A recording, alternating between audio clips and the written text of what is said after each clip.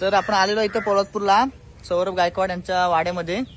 तर आपण बघूया यांच्या वाड्यामध्ये, हे सौरभ गायकवाड त्यांच्या वाड्यामध्ये बघूया आपण. हा यांचा वाडा, त्यांच्या वाड्यामध्ये बघूया आपण काय काय आहे. 2 ठिकाणी आहे, 2 रूम आहेत. त्या वाड्यामध्ये आपण जाऊन पाहूया काय काय आहे ते. चला या. सौरभ गायकवाड यांचा वाडा आपण पाहू शकता. गजा. हा सौरभ गायकवाड हा कोण? गजा कापडमध्ये फायनल मारले तो. हाच का तो कापडात फायनल मारलेला तो?